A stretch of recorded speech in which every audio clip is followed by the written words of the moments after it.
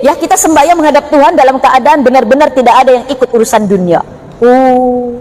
Saya penasaran, saya tanya, kira-kira ada nggak sholat berjamaah? Bayangkan, sholat telanjang, melojo-lojo, mau bere jamaah, berjamaah.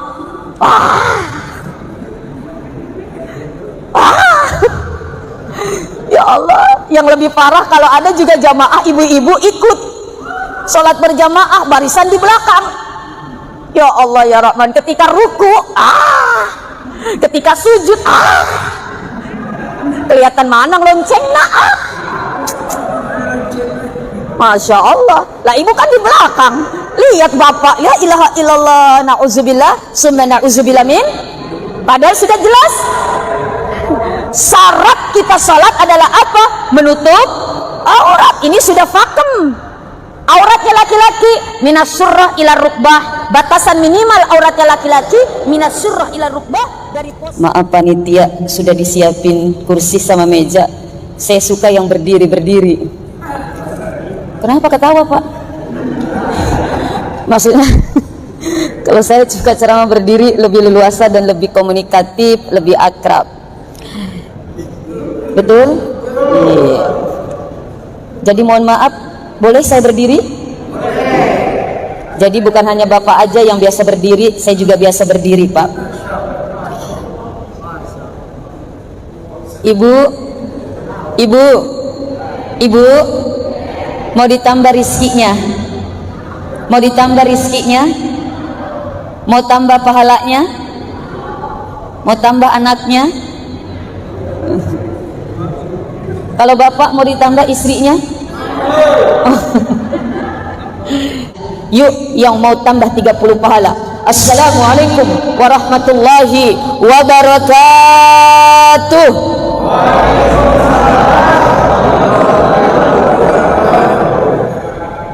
Ada Pak Sulam duduk di bawah tangga. Semoga yang tadi jawab salam bisa masuk surga. Amin, amin ya rabbal alamin.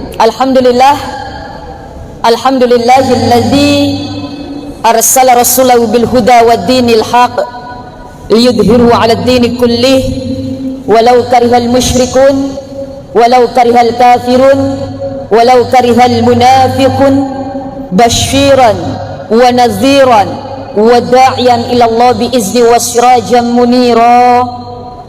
Allahumma salli ala sayyidina wa habibina wa syafi'ina wa maulana Muhammad wa ala alihi wa sahbihi wa man tabi'a bi ihsan ila yaumiddin, amma ba'd.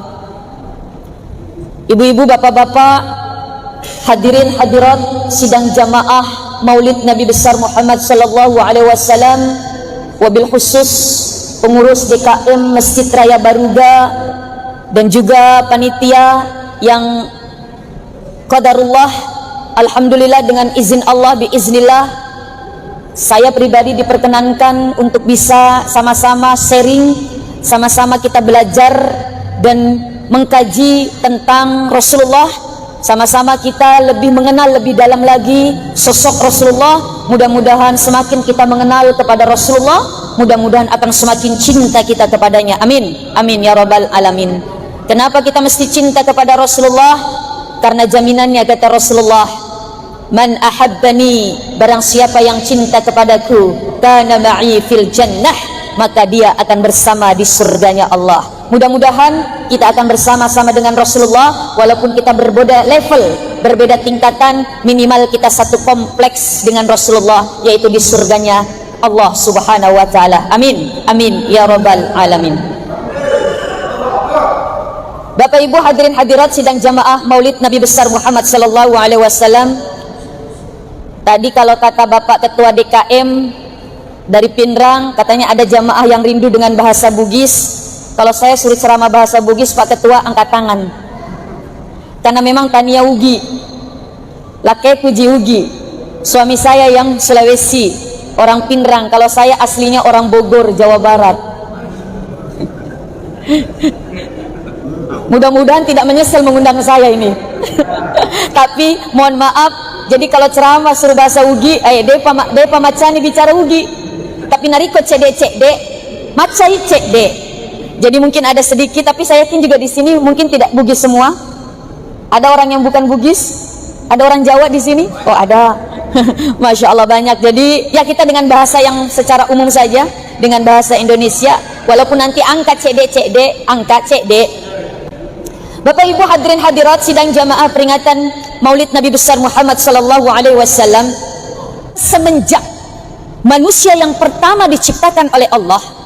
Mohon maaf, manusia pertama siapa namanya? Nabi Adam alaihis salam.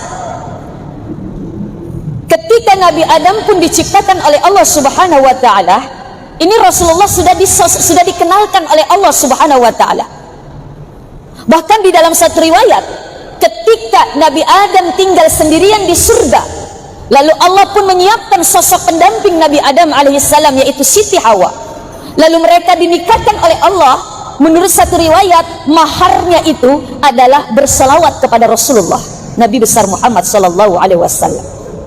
Ketika melanggar perintah Allah, Nabi Adam sadar, lalu Nabi Adam pun memohon ampun kepada Allah. Seraya apa? Astaghfirullah bitawassul Muhammad. Kata Nabi Adam, saya beristighfar, meminta ampun kepada Allah dengan bertawassul menyebut nama Muhammad Rasulullah. Lalu Allah bertanya kepada Nabi Adam, "Dan kamu bertawassul meminta ampun dariku dengan menyebut nama Muhammad, emang kamu kenal Muhammad?" Kata Nabi Adam, "Saya tidak kenal Allah Muhammad." "Lalu kenapa engkau mohon maaf bertawassul kepada Muhammad yang mohon maaf notabene kamu tidak kenal dia?" Apa jawaban Nabi Adam alaihissalam? "Ya Allah, ketika engkau ciptakan saya, wa nafahtah ruhi, lalu engkau hembuskan ruh ke dalam jasad saya, farafa'tu ra'si, lalu aku angkat kepalaku, ketika aku melihat, mohon maaf di bawah arsy ya Allah, aku melihat tulisan la ilaha illallah Muhammadur Rasulullah." Saya tidak kenal sosok Muhammad, saya tidak tahu apa itu Muhammad, saya tidak mengenal seperti apa itu Muhammad, tapi saya yakin di dalam hati saya, nama yang berdampingan dengan namamu ya Allah, pastilah sesuatu yang sangat mulia dan tinggi derajatnya. Maka saya bertawassul kepadamu dengan menyebut nama Muhammad Rasulullah. Masya Allah. Ini belum diciptakan, tapi apa? Nabi Adam sudah mengenal, walaupun secara gamblangnya tidak tahu sosok Nabi Muhammad sallallahu alaihi wasallam. Pak, Ibu, mohon maaf saya tanya, Ka'bah siapa yang bikin? Hah? Kira-kira Ka'bah siapa yang buat? Ada yang tahu? Hah? Nabi Ibrahim. Lalu siapa ada lagi yang jawabannya? Ka'bah siapa yang buat? Nabi Adam. Siapa lagi? Masya Allah. Ka'bah itu yang buat adalah Allah Subhanahu wa ta'ala. Karena di situ apa? Dikatakan wudi'a. Allah ciptakan Ka'bah linnas, untuk manusia. Nah, ketika zamannya Nabi Nuh terjadi banjir bah, sehingga apa? Mohon maaf, menghapus permukaannya Ka'bah, sisa pondasinya saja. Maka pada zaman Nabi Ibrahim, Allah perintahkan Ibrahim, kamu renovasi Ka'bah, Baitullah, kamu renovasi. Sehingga Nabi Ibrahim alaihissalam merenovasi Ka'bah. Selesai merenovasi, lalu beliau berdiri di samping Ka'bah yang kita kenal dengan makam Ibrahim. Nabi Ismail yang kita kenal sekarang di Hijr Ismail, di situ Nabi Ibrahim berdoa, Bismillahirrahmanirrahim, surat Al-Baqarah 129, Rabbana wab'as fihim rasulam minhum. Ya Allah, tolong berikanlah kami, anugerahkan kami, utuslah rasulan, seorang utusan, seorang rasul di sekitar Ka'bah ini, minhum, dari kaum yang ada di sekitar Ka'bah ini, yaitu Makkahul Mukarramah, Quraisy Mekah, yatlu alaihim ayatika, yang mana nanti Rasul akan membaca segala tanda-tanda kebesaranmu, wa yu'allimuhumul kitaba wal hikmah, dan mengajarkan kepada mereka tentang kitab dan hikmah, wa yuzakkihim, dan membersihkan hati-hati dan jiwa-jiwa mereka. Dalam sejarah peradaban Nabi dan Rasul, satu-satunya Nabi dan Rasul yang dilahirkan di Makkatul Mukarramah hanya Nabi Muhammad sallallahu alaihi wasallam. Jadi kelahirannya sudah diharapkan oleh Nabi Ibrahim, padahal jarak antara Nabi Ibrahim dengan Nabi Muhammad itu ada 30 generasi. Yang mana satu generasinya bisa, mohon maaf, ratusan tahun. Ini 30 generasi, mohon maaf, jarak antara Nabi Ibrahim dan Nabi Muhammad. Setelah 30 generasi, barulah doanya Nabi Ibrahim dikabulkan. Lahirlah sosok Nabi dan Rasul dari orang-orang Quraisy Mekah yang lahir di Makkatul Mukarramah bertepatan tanggal 12 Rabiul Awal, hari Senin, tahun Gajah, di tengah malam. Sosok manusia yang paling mulia dilahirkan ke dunia ini melalui perantara seorang ibu yang suci, yaitu Siti Aminah dan ayanda Abdullah bin Abdul Muttalib. Kelahirannya sudah diharapkan. Yang lebih dekat lagi dengan Nabi Muhammad sallallahu alaihi wasallam, Nabi Isa alaihi salam. Nabi Isa lahir ke dunia degaga ambokna, tidak ada bapaknya, hanya dari seorang wanita yang mulia yang menjaga kehormatannya, yaitu Siti Maryam alaihissalam. Beliau ini bahkan punya satu tempat khusus untuk ibadah, namanya mihrab. Kalau sekarang kita kenal mihrab itu tempatnya imam, sebetulnya mihrab itu musola tapi agak kecil, memang khusus untuk Siti Maryam untuk beribadah. Sampai-sampai dikisahkan di dalam Al-Quran, Siti Maryam ini makanan dan minumannya langsung disediakan oleh Allah Subhanahu wa Ta'ala, karena begitu dekatnya dengan Allah. Tapi Allah menguji dengan apa? Beliau tidak pernah disentuh oleh laki-laki siapapun, beliau tidak pernah berhubungan dengan laki-laki siapapun, tapi dengan izin Allah, qadarullah, Siti Maryam hamil, tidak pernah tersentuh laki-laki, tapi hamil, sehingga lahirlah seorang, mohon maaf, Nabi dan Rasul, yaitu Nabi Isa alaihi salam. Mohon maaf, walaupun sekarang banyak wanita-wanita ikut-ikutan Siti Maryam. Kenapa? Matampu degaga lakekna. Masya Allah, na'udzubillah, summa na'udzubillah min zalik. Nabi Isa ketika, mohon maaf, beliau diangkat menjadi Rasul, beliau pernah berpesan kepada umatnya. Wa idh qala Isa bin Maryam, ketika Nabi Isa alaihissalam berkata kepada umatnya, ya Bani Israel, wahai Bani Israel, inni Rasulullah ilaikum, sesungguhnya saya adalah utusan untukmu, musaddiqan lima baina yadayya minat Taurat, yang mana aku membenarkan apa-apa yang turun dari sebelumku, yaitu dari kitab Taurat. Ini intinya. Wa mubasysyiran bi rasuli ya'ti min ba'dihi ismuhu Ahmad, bahwa aku memberikan kabar gembira, kata Nabi Isa berkata kepada kaumnya.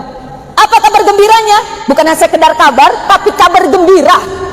Jadi di dalam Al-Quran itu ada yang namanya kabar gembira, ada yang namanya kabar buruk. Kabar gembira itu dengan kata mubasyir, basyiru, berikan kabar gembira. Kalau kabar yang menakutkan, nazir, itu apa? Kabar yang sangat menakutkan.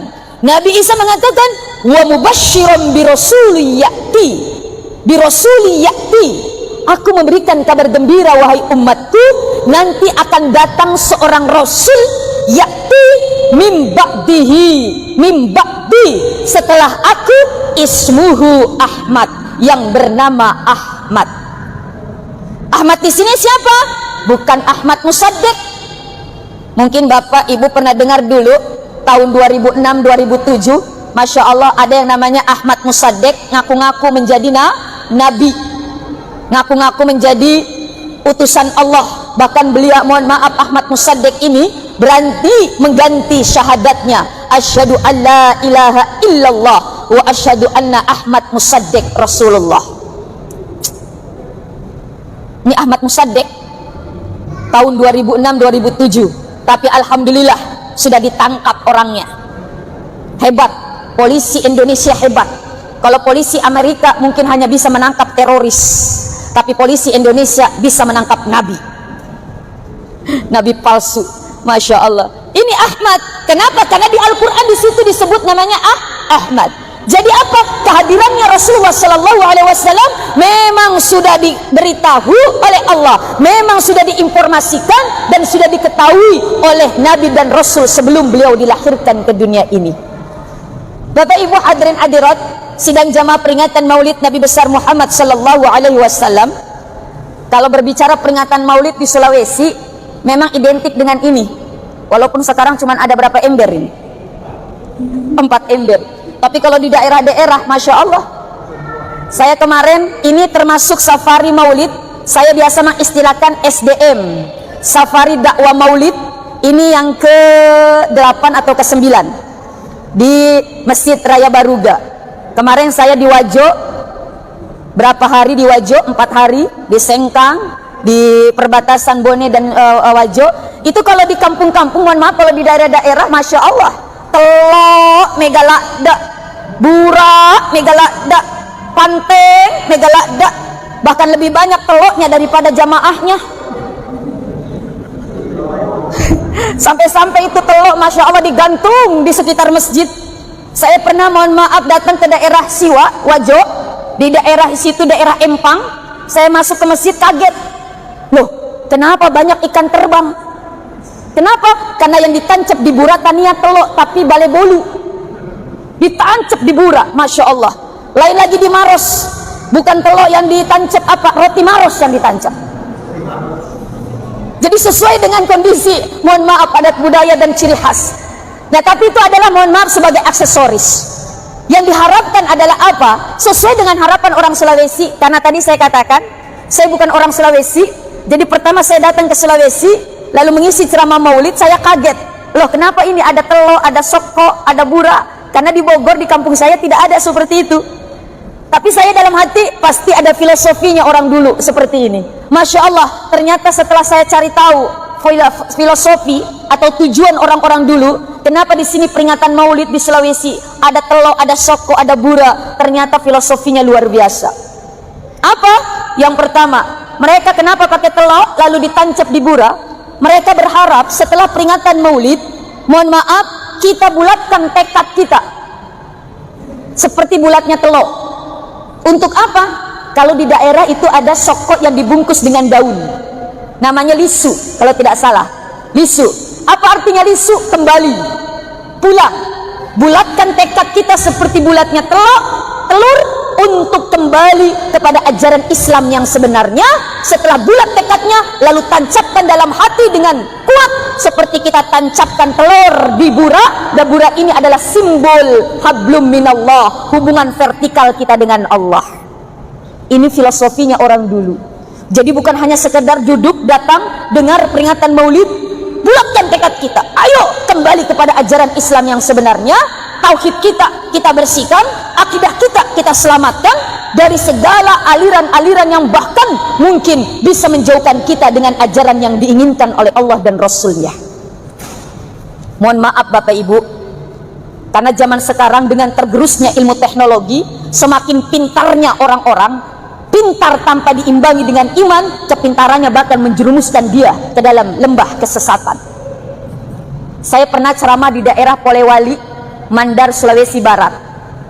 Saya selesai ceramah, mohon maaf, datang panitia, Ustazah, iya, di sini ada aliran. Aliran apa? Islam Ustazah. Tuhannya Allah, nabinya Nabi Muhammad, kitabnya Al-Quran. Terus? Tapi lucu Ustazah. Lucunya bagaimana? Mereka sembahyangnya, mesum pajangnya, mohon maaf, telanjang. Apa bahasa sininya kalau telanjang? Hah? Malojo-lojo. Oh, malojo-lojo. Ada juga malusu-lusu. Ada juga malosoloso. Apa losoloso? Mohon maaf, telanjang. Saya kaget. Kenapa bisa begitu? Apa alasan mereka? Alasan mereka katanya, mohon maaf, kita kan lahir ke dunia ini dalam keadaan telanjang. Betul toh? Ada yang lahir sudah pakai pakaian? Tidak ada. Terus, jadi ketika menghadap Tuhan, sembahyang itu kan sedang menghadap Tuhan katanya. Sedang kita berdialog dengan Tuhan. Maka ketika kita sedang menghadap Tuhan, kita harus dalam keadaan seperti kita dilahirkan ke dunia ini. Tidak ada yang ikut urusan dunia. Pakaian menurut mereka dunia, songkota dunia, sarung tak dunia, batik tak dunia, kerudung tak dunia, kata mereka. Jadi ya kita sembahyang menghadap Tuhan dalam keadaan benar-benar tidak ada yang ikut urusan dunia. Saya penasaran, saya tanya, kira-kira ada nggak sholat berjamaah? Bayangkan, sholat telanjang, melojo-lojo, mau bere berjamaah.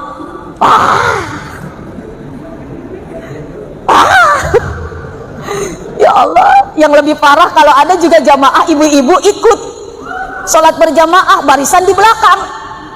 Ya Allah ya Rahman, ketika ruku, ketika sujud, kelihatan mana lonceng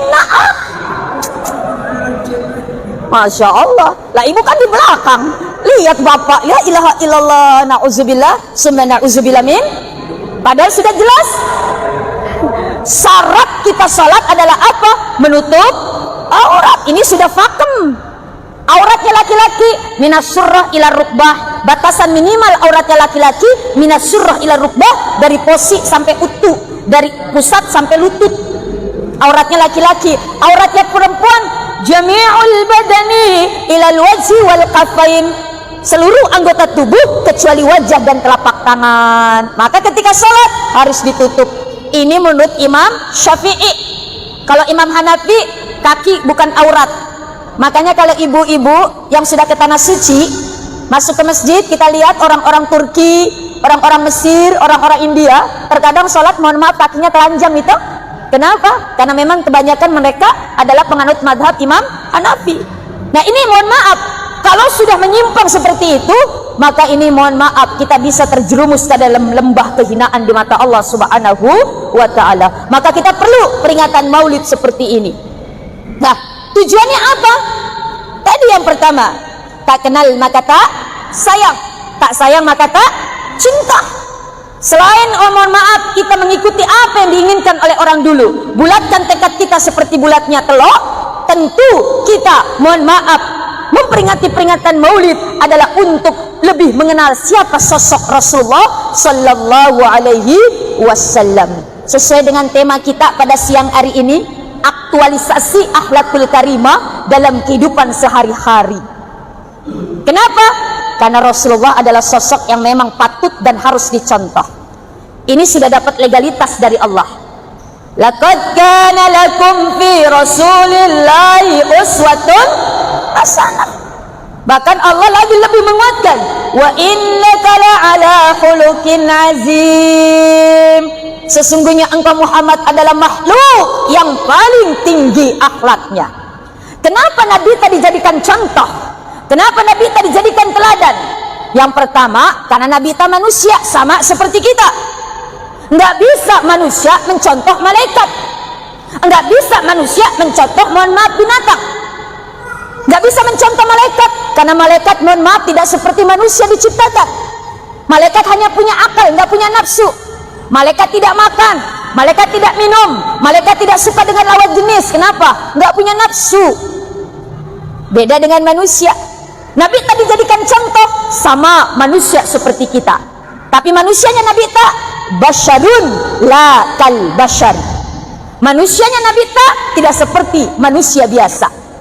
Contoh, kita meludah, kita punya ludah. Nabi tak juga punya ludah, tapi ludahnya Nabi tak obat, sedangkan ludahnya kita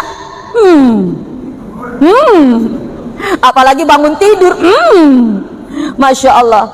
Dalam satu kisah Bapak Ibu, sahabat Abu Bakar dengan Rasulullah mau hijrah, bersembunyi di Goa Sur.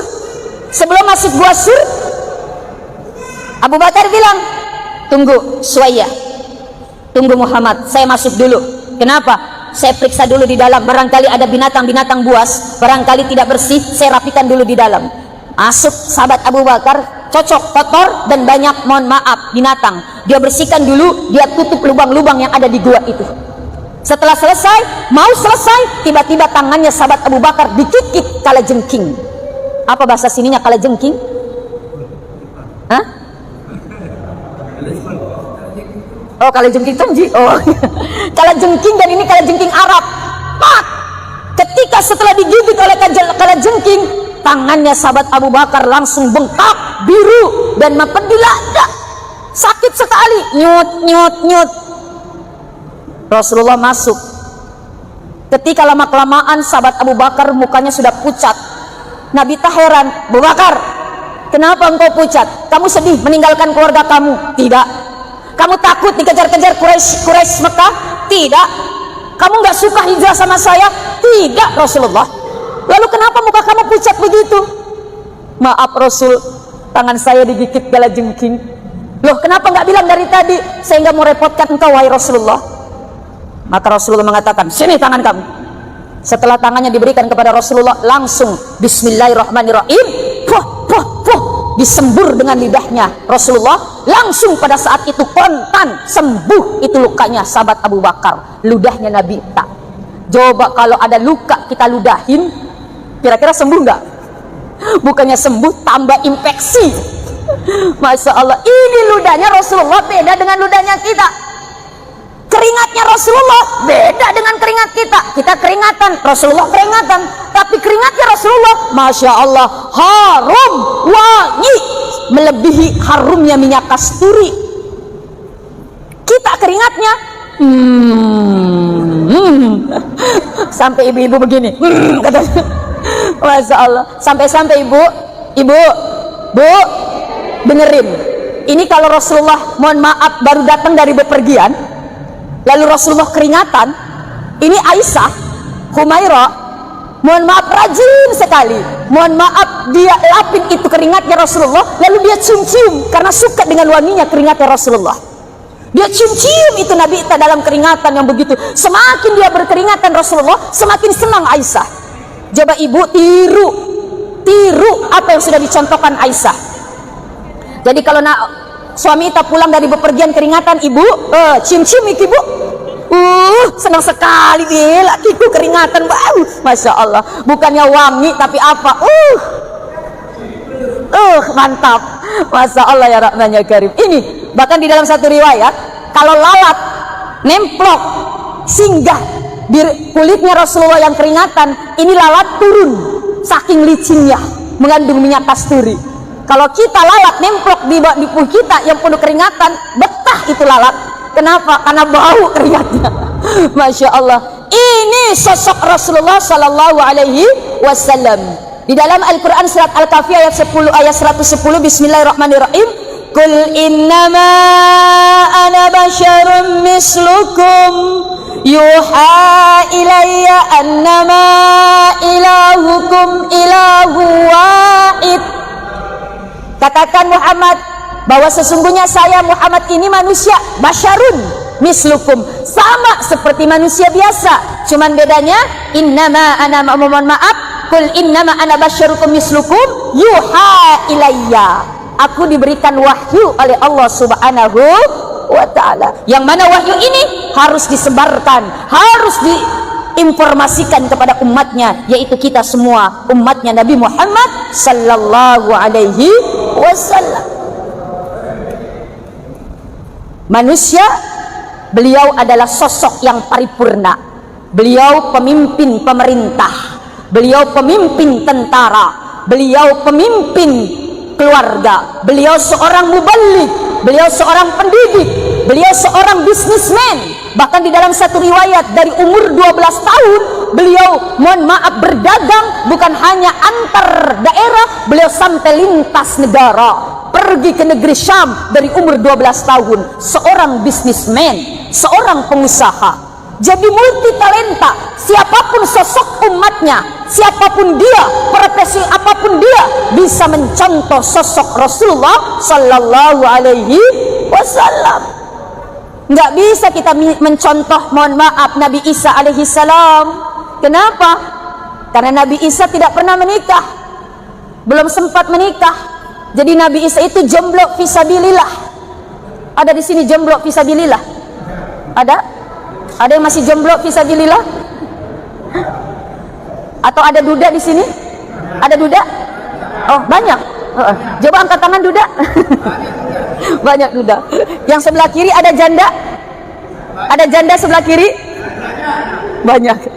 Masya Allah ya Rahman ya Karim. Nabi Isa belum sempat menikah. Makanya sekarang umatnya, pengikutnya pun ikut-ikutan tidak mau menikah. Pastor itu kan tidak menikah. Pastor ini tidak boleh menikah. Ikut-ikuti Nabi Isa alaihi salam. Makanya ada satu kisah, ada satu cerita. Ada bapak kiai, satu pesawat dengan pastor. Di dalam pesawat, mohon maaf, pramugari nawarin sama Pak Kiai sama pastor daging babi. Kata pramugari, Pak, mau daging Pak? Apa ini daging apa? Daging babi. Pastor diambil ini karena menurut mereka halal. Pak Kiai, oh maaf, saya tidak bisa makan daging babi. Kenapa Pak Kiai? Dalam agama saya tidak boleh. Apa jawaban pastor? Ah, Pak Kiai tidak tahu yang namanya barang enak. Tidak lama kemudian, mohon maaf, turun dari pesawat, Pak Kiai dengan pastor ini turun sama-sama. Pak Kiai dijemput sama istrinya, sedangkan pastor karena tidak menikah tidak dijemput sama istrinya. Lalu ditanya, Pak Kiai, itu siapa yang jemput? Istri saya. Pastor tidak ada yang jemput istrinya. Oh maaf, dalam agama saya nggak boleh pastor menikah, haram kita menikah. Apa jawaban Pak Kiai? Ah, pastor tidak tahu barang enak. Mohon maaf, dibalas oleh namanya Pak Kiai ini. Nah, mohon maaf, kita tidak bisa mencontoh Nabi Isa alaihissalam. Kenapa? Karena dalam sosok pemimpin keluarga tidak bisa dijadikan teladan, karena Nabi Isa tidak pernah menikah. Maka dari itu, sosok Rasulullah adalah sosok yang paripurna dalam mencontoh dalam aspek apapun juga. Pemimpin keluarga luar biasa. Tentu akhlaknya juga sudah mendapat legalitas dari Allah Subhanahu wa Ta'ala. Kalau kita berbicara akhlak Rasulullah, tidak cukup Bapak menceritakan sosok Rasulullah, tidak cukup 1 hari, tidak cukup bahkan 1 bulan. Kalau saya dulu di pesantren, saya pesantrennya di daerah Jawa Tengah, itu kalau pas masuk bulan Maulid, itu tidak cukup 1 hari. Masuk bulan Rabiul Awal, kita sudah mulai baca Dibai, baca Barzanji, baca Syarful Anam.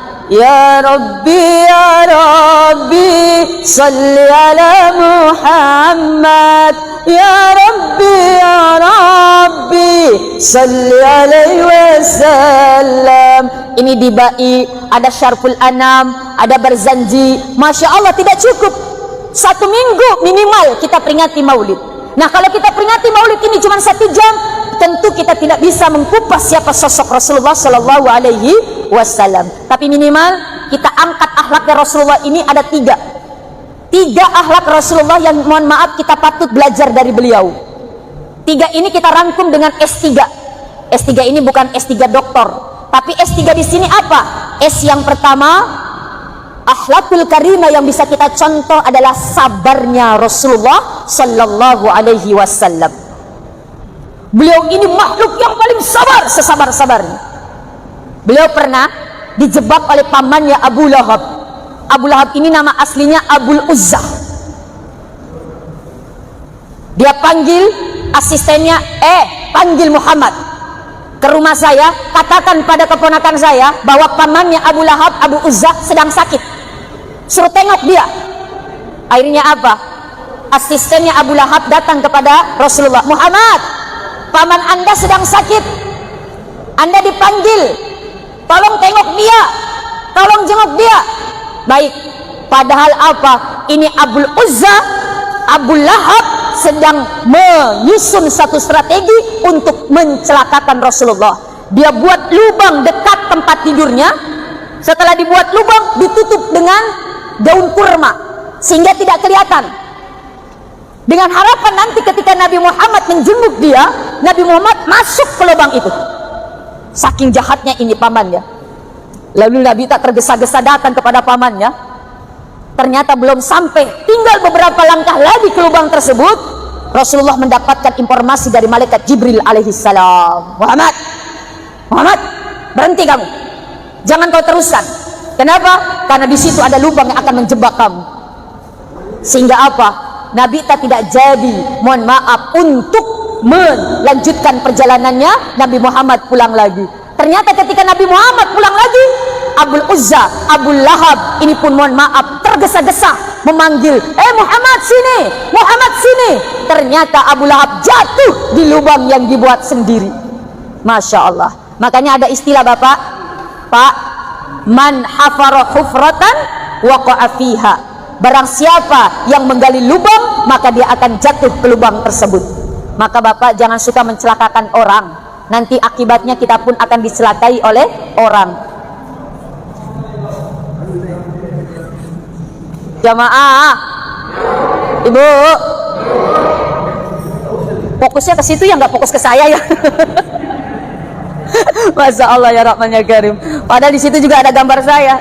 Mohon maaf, bagusan mana yang asli sama gambar Bapak Ibu? Gambar katanya.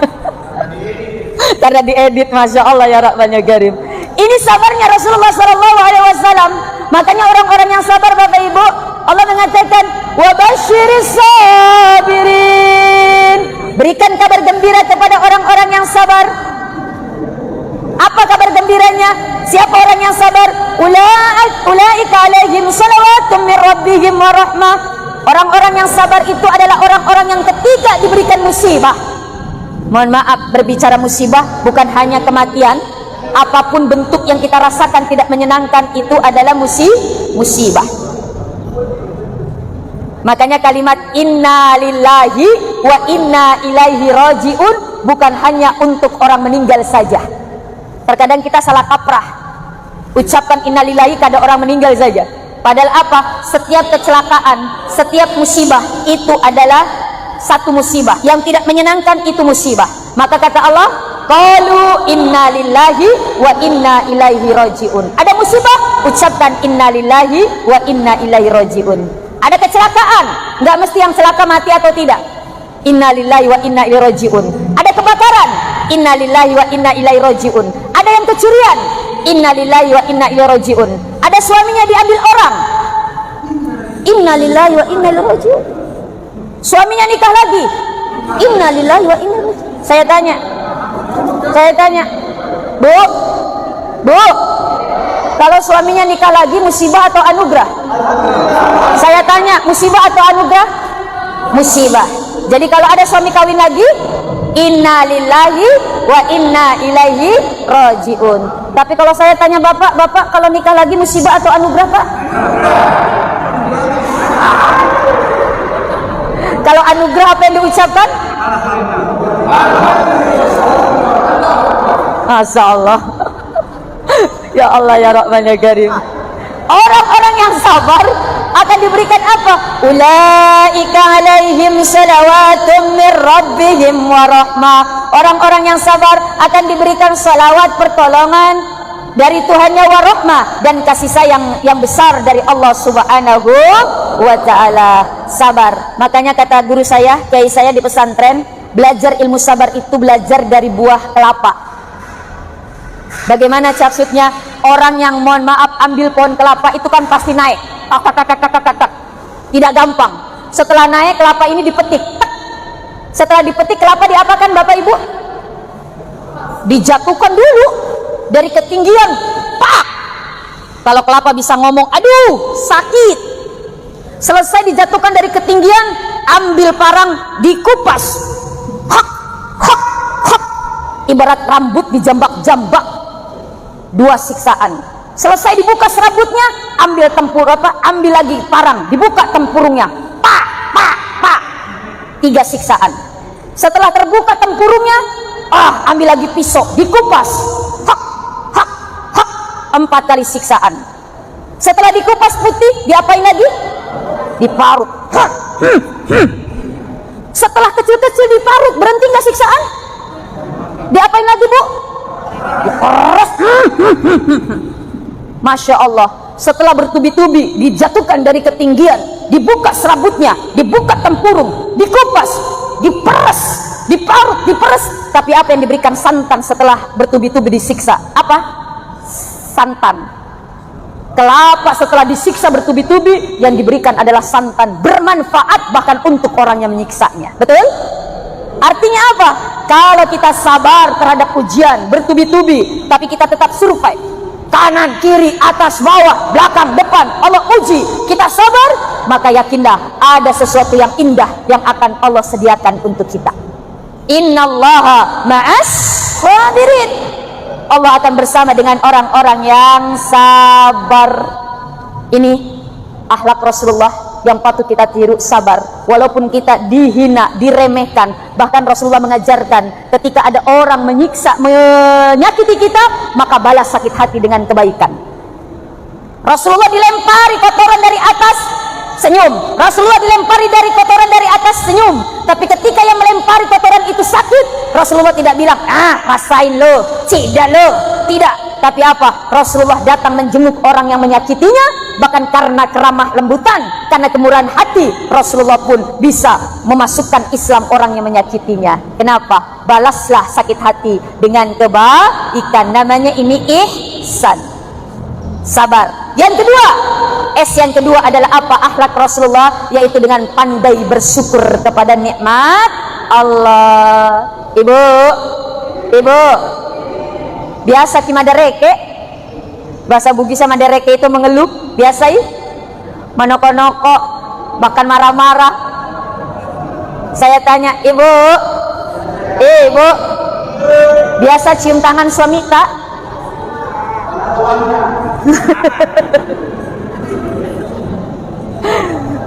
Biasa cium tangan suami tak, Bu? Biasa. Berapa kali 1 tahun? 2 kali. Karena ada suami yang mohon maaf yang dicium tangan sama istrinya cuma 2 kali 1 tahun. Idul Fitri sama Idul Adha, itu pun hanya acting. Kenapa? Mau posting di media sosial. Hai guys, saya mau sungkem sama suami guys.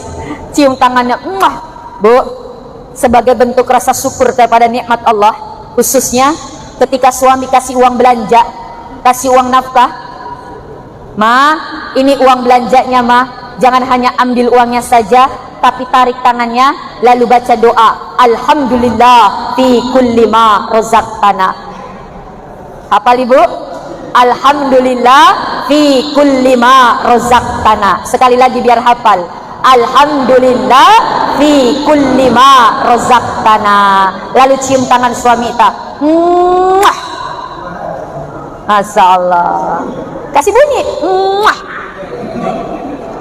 Maka apa yang didapat? Pertama, rizki yang diberikan suami akan barakah, akan berkah. Apa itu berkah? Ziyadatul khair was sa'adah. Bertambahnya kebaikan dan kebahagiaan, itu tanda keberkahan. Berapapun kebutuhan dalam rumah tangga, maka insya Allah akan tercukupi karena keberkahan rizki kita. Yang kedua, ibu, suami dicium tangannya, maka ibu dapat pahala seperti pahala orang yang mencium Hajar Aswad. Allahu Akbar. Sekarang cium Hajar Aswad susah, betul Pak?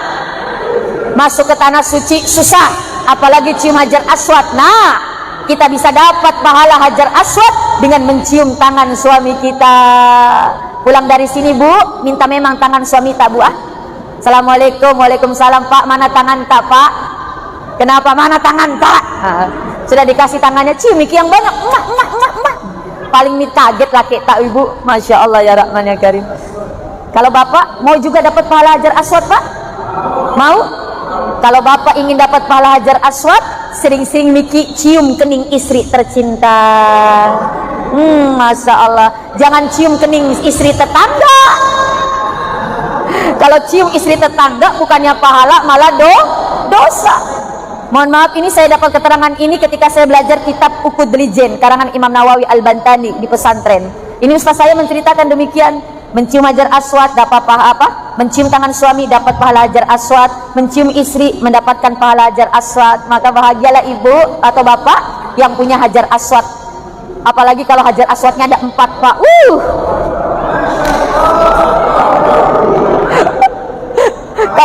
Kalau cuma 1 sedikit sih, tapi kalau 4 Hajar Aswadnya, Masya Allah ya Rahman ya Karim. Rasulullah SAW sosok yang sangat amat membantu. Kenapa? Karena Islam tidak mendiskriminasikan wanita. Bahkan mohon maaf, Bu, Islam itu mengangkat harkat martabat wanita.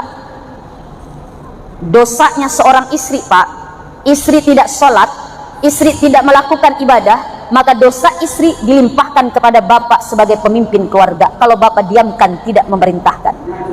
Ar-rijalu qawwamuna 'alan nisa. Ketika Rasulullah wafat sakaratul maut, dicabut nyawanya dari, kalau bahasa uginya, Indo aja, caca miga, jempol kaki naik ke atas. Ummati, ummati, ummati, as-salah, as-salah, as-salah. Naik lagi ke atas. Ummati, alaikum bis-salah. naik lagi ke atas, ummati alaikum bissalah wa ma malakat aymanukum. Wahai umatku, wajib atasmu salat, dan salatnya orang-orang yang menjadi tanggung jawab kita. Bapak, salat istri dan anak-anak menjadi tanggung jawab kita. Maka tegas sebagai seorang suami, jangan jadi suami-suami takut istri. Bila perlu, yang belum sholat, sholat. Kenapa Pak? Sholat. Kenapa kalau tidak sholat? Sholat. Kenapa kalau tidak sholat?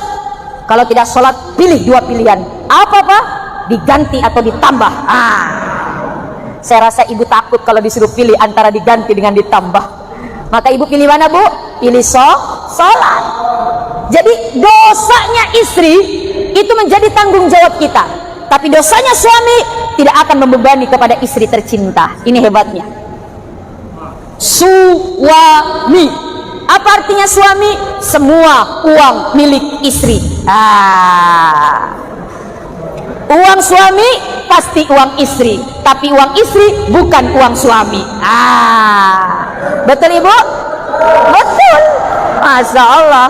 Maka tidak dibenarkan suami-suami yang maseke kepada istrinya, suami yang pelit kepada istrinya. Masya Allah. Kenapa? Karena suami semua uang milik istri. Masya Allah. Ini apa? Ini salah satu, mohon maaf, bentuk penghormatan kepada seorang wanita, seorang ibu. Maka dari itu, ini kembali lagi dicontohkan oleh Rasulullah. Rasulullah bagaimana membantu pekerjaan istrinya. Kenapa? Sebagai bentuk rasa syukur karena Rasulullah dikaruniai keluarga. Maka apa? Beliau mengoptimalkan, bisa, mohon maaf, dekat kepada istrinya, dekat kepada keluarganya, sehingga bisa membaur apapun dalam pekerjaan rumah tangga ditanggung secara kebersamaan. Ini indahnya yang namanya rumah tangga. Sabar, syukur, dan yang ketiga adalah apa? Rasulullah sangat gemar sekali sedekah. Sedekah itu apa? Kullu ma'rufin sedekah. Di dalam ilmu fikih, setiap kebaikan itu adalah sedekah. Baca Quran kita sedekah, zikir kita sedekah, salat kita sedekah, puasa kita sedekah. Bahkan sendi-sendi ini diharapkan tiap tahun, tiap waktunya bersedekah. Dengan apa? Berzikir kepada Allah Subhanahu wa ta'ala. Apalagi kalau kita sedekah dengan harta. Ibu, Bapak, Ibu, Pak, kalau 10 dikurangi 1 berapa hasilnya? 9. 10 dikurangi 5? 5. 10 dikurangi 9? 1. Kata siapa? Kata matematika. Belajar dari TK sampai S1, S2, S3, S, nong-nong, S campur sama. Tapi matematikanya Allah kan nggak begitu. Matematikanya Allah 10 dikurangi 1 hasilnya 19. 10 dikurangi 5 hasilnya 55. 10 dikurangi 9 hasilnya 99. Loh, kok bisa begitu? Konsep rumusan Allah. Man jaa'a bil hasanati falahu asyru amsalihha. Barang siapa yang datang kepada Allah dengan satu kebaikan, maka baginya 10 kali lipat ganjaran balasannya. Tapi 10 kali lipat jangan kita punya pikiran, oh 1, 2, 3, 4 sampai 10, tidak. Kelipatan 1 sampai 2, bahkan mohon maaf membutuhkan waktu 1000 tahun karena begitu panjangnya kebaikan tersebut. Maka dari itu, ketika kita mohon maaf gemar bersedekah, benar gemar berbuat baik, share akibat kita care kepada orang, maka yakinlah, the more you give, the more you get. Semakin banyak engkau memberi, semakin banyak engkau akan dapati. Tapi terkadang kita mikir-mikir. Ibu bawa dompet di masjid, bapak ada dompet di masjid. Di dalam dompet ada uang warna-warni. Ada warna merah, ada warna biru, ada warna hijau, ada warna ungu, ada warna coklat, ada yang gambar parang. Berapa itu gambar parang? 1000. Masuk ke masjid, duduk, tiba-tiba kotak amal lewat di hadapan kita. Jujur, jangan ada dusta di antara kita. Kira-kira yang keluar dari dompet ibu dan bapak uang yang mana? Tarik yang gambar parang, udah begitu robek lagi uangnya, dilipat-lipat. Lihat, tidak dilihat orang. Masuk, bela diri dalam hati, biar CD, biar sedikit, yang penting ikhlas. Betul? Tapi lebih bagus banyak dan ikhlas. Karena kata Rasulullah, rizki kita sebenarnya hanya 3 Bapak Ibu. Apa rizki kita yang 3? Yang pertama, ma'akalta, apa yang sudah kita makan lalu jadi kotoran, itulah rizki kita. Ini kotak di hadapan Bapak isinya apa? Kotak di hadapan Bapak isinya apa? Nasi dos. Sudah dimakan semua? Baru satu. Oh, emang berapa bagiannya? Masya Allah, tabarakallah. Di hadapan saya kok nggak ada ya? Mohon maaf, yang masih di kotak belum masuk ke mulut, belum tentu rizki kita. Betul? Yang sudah masuk ke mulut lah, itulah rizki kita. Makan nasi peleko, keluar jadi kotoran. Makan telok, keluar jadi kotoran. Makan balai rako, keluar jadi kotoran. Nggak mungkin makan telok, keluar telok. Jadi apa yang kita sudah makan, itulah jadi kotoran. Lalu yang kedua, ma labista, apa yang sudah kita pakai lalu usang, itulah rizki kita. Bapak, mohon maaf, sudah pakai pakaian batik, itulah rizki kita. Yang sudah kita gunakan, itulah rizki kita. Yang belum kita gunakan, yang masih disimpan di lemari, belum tentu rizki kita. Makanya ibu, kalau beli kerudung mahal, beli baju mahal, langsung dipakai, jangan disimpan-simpan. Kenapa? Belum tentu rizki kita. Ada ibu ditanya, Bu, kenapa kerudung tak tidak dipakai? Nanti pi lebaran baru dipakai. Ya Allah, ternyata belum sampai lebaran, innalillahi wa inna ilaihi rajiun. Jadi rizkinya siapa? Rizkinya keluarga tak. Bisa jadi rizkinya bemor laki tak, istri mudanya suami tak. Mau menikah lagi suami tak, sibuk cari mahar. Apa ya mas kawinnya? Wah, lihat di lemari, ada kerudung baru. Ini aja jadi mahar. Saya terima nikahnya Pulana binti Pulan dengan mas kawin, seperangkat alat sholat yang dibeli oleh istri saya yang sudah meninggal dunia karena Allah. Sah. Masya Allah. Ada bapak beli mobil baru, nggak dipakai-pakai mobilnya.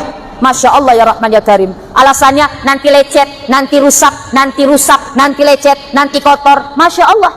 Belum sempat dipakai, meninggal dunia. Kira-kira mobil barunya rizkinya dia bukan? Bukan. Jadi rizkinya siapa? Kalau bahasa Bugisnya lemon benekta. Apa lemon? Laki monri benekta.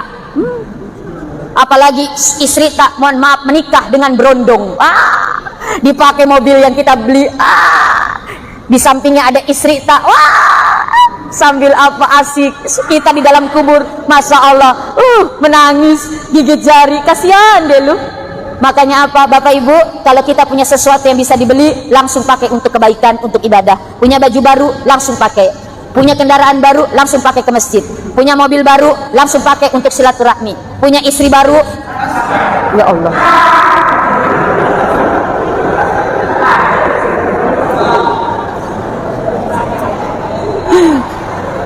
Dan yang terakhir, rezeki kita yang sebenarnya masodakta, apa yang sudah kita sedekahkan, itulah rezeki kita sebenarnya.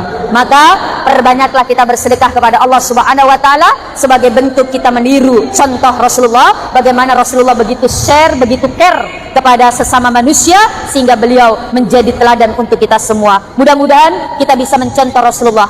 Dan terakhir, sebagai bentuk cinta kita kepada Rasulullah, man ahabba syai'an fa aqsara dzikruh. Barang siapa yang cinta kepada sesuatu, maka dia akan banyak menyebut-nyebut dan mengingat apa yang dicintainya. Nah, kalau kita mengaku cinta kepada Rasulullah, maka perbanyaklah berselawat kepada Rasulullah.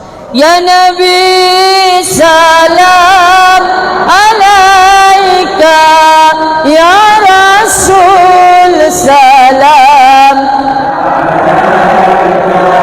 ya Habib salam alaika, salawatullah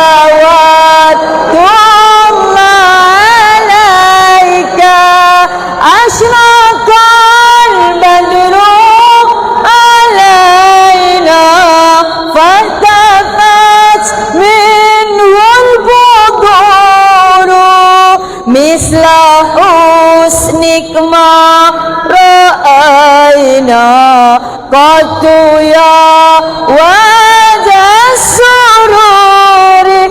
Allah ya Nabi, ya Rasul salam alaika, ya Habib salam, salawatullah.